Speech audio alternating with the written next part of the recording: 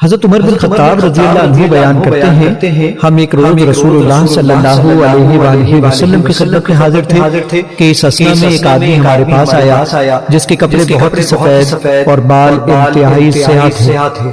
اس پر سفر کے آثار نظر آتے تھے، نہ ہم میں سے کوئی اسے جانتا تھا، حتیٰ کہ وہ دو زانو ہو کر نبی صلی اللہ علیہ وآلہ وسلم کے ساتھ بیٹھ گیا اور اس نے اپنے دونوں ہاتھ اپنی رانوں پر رکھ لیے اور کہا محمد صلی اللہ علیہ وآلہ وسلم اسلام کے متعلق مجھے بتائیں۔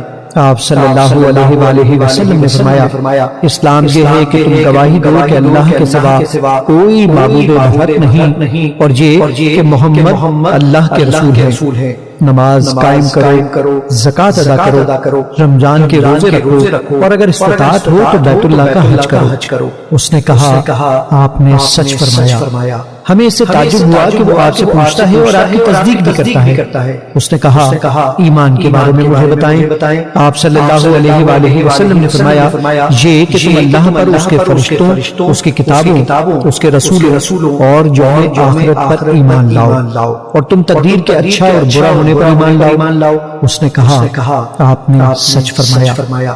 پھر اس نے کہا احسان کے بارے میں مجھے بتائیں۔ آپ صلی اللہ علیہ وآلہ وسلم نے فرمایا یہ کہ تم اللہ کی عبادت اس طرح کرو گویا تم اسے دیکھ رہے ہو اور اگر تم اسے نہیں دیکھ سکے تو وہ یقیناً تمہیں دیکھ رہا ہے۔ اس نے کہا قیامت کے بارے میں مجھے بتائیں۔ آپ صلی اللہ علیہ وآلہ وسلم نے فرمایا مسئول اس کے متعلق سائل سے زیادہ نہیں جانتا۔